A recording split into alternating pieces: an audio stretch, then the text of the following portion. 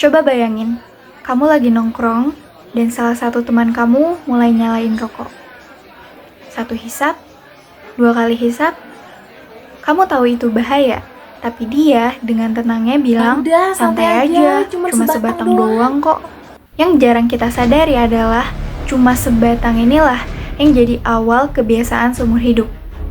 Dan ini yang terjadi pada jutaan remaja di Indonesia. Hai semuanya, saya Zahra Aulia. Di video kali ini akan membahas tentang bagaimana peran komunikasi pembangunan dapat mencegah perilaku merokok pada remaja. Kita akan mulai mengawali dengan menguraikan penjelasan mengenai masalah, lalu masuk kepada alternatif dan juga solusi melalui perspektif komunikasi pembangunan dan juga SDGs ketiga, yaitu Good Health and Well-being. Hari ini juga saya ditemani oleh dua narasumber hebat, yaitu Juanda Olivia sebagai pengamat kebijakan dan juga Hurul Aini sebagai pengamat sosial.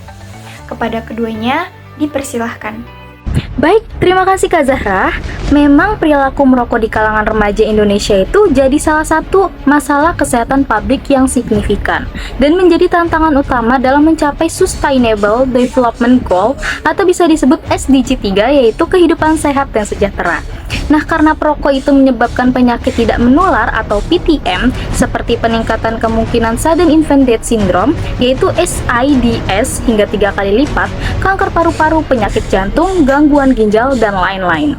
Nah, masalah merokok pada remaja ini kompleks, bukan cuma soal candu nikotin, tapi juga tekanan pergaulan, keinginan terlihat keren, rokok dianggap cara mereka mengatasi stres, dan kebutuhan untuk diterima di lingkungan sosialnya.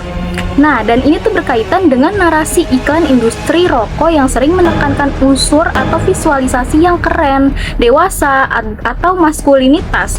Sementara pesan edukasi kesehatan bagi anak remaja mungkin kurang menarik secara visual maupun emosional bagi kelompok remaja.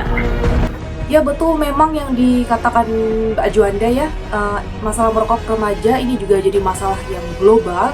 Tapi kalau kita lihat dari data di Indonesia, kondisi ini tuh mengkhawatirkan bagi masa depan generasi penerus bangsa. Kalau kita lihat dari data SKI 2023 itu mencatat ada sekitar 70 juta perokok aktif di Indonesia dan 7,% diantaranya itu adalah remaja usia 10-18 tahun. Nah, data GTS juga menunjukkan hal yang sama. Persentase perokok usia 13-18 tahun itu naik jadi 19,2%. Bahkan kelompok usia 15-19 tahun itu juga tercatat sebagai yang paling tinggi gitu. Nah, kalau kita lihat ini tingginya angka perokok remaja di Indonesia ini kan bikin kita sadar bahwa ternyata akses rokok itu masih terlalu mudah gitu dijangkau. Harganya juga masih lumayan murah untuk uang jajan remaja sekarang ya kan. Dan juga penjualan batangan di warung-warung pun dibebaskan. Dan juga banyak ruang publik yang seharusnya jadi kawasan tanpa rokok atau KTR itu tapi masih sering dilanggar. Nah, betul. Sekarang kita akan masuk pada bagian segmentasi solusi. Kami memilih pendekatan komunikasi pembangunan yang paling realistis untuk remaja. Kepada Mbak Juanda dan Mbak Hurul dipersilahkan. Baik, jadi mungkin diperlukan pendekatan yang lebih holistik yang berpusat pada remaja, yaitu HDC atau Human Centered Design. Yang pertama masuk aja yaitu peer-to-peer social marketing. Nah, remaja di sini tuh lebih percaya teman sebayanya. Jadi kita bisa latih opinion leader di sekolah atau kampus buat bikin konten edukasi yang relate dan emosional.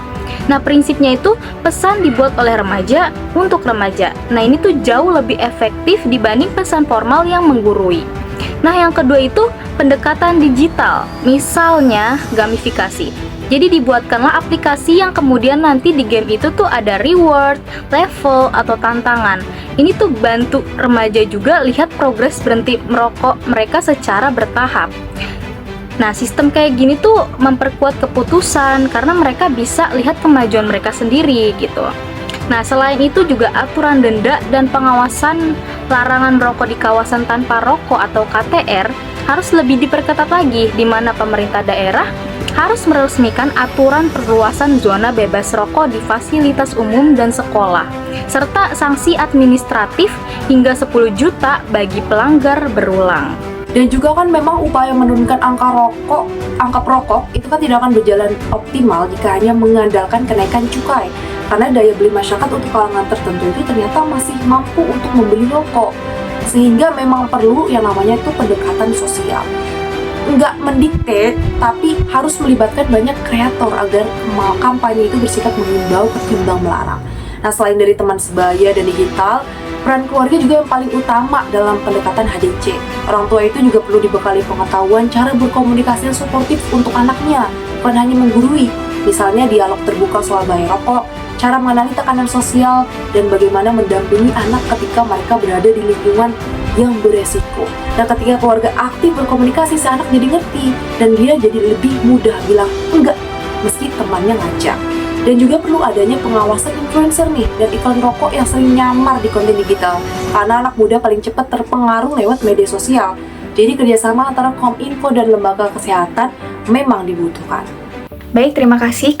Berdasarkan pemaparan yang telah tadi disampaikan, maka dapat disimpulkan bahwa penerapan strategi komunikasi pembangunan dapat dilakukan melalui penguatan teman sebaya, pemanfaatan platform digital yang mendukung perubahan perilaku, lalu ada peningkatan komunikasi dalam keluarga, dan juga dukungan regulasi pemerintah yang berpotensi memberikan dampak signifikan yang dapat menurunkan perilaku merokok pada remaja.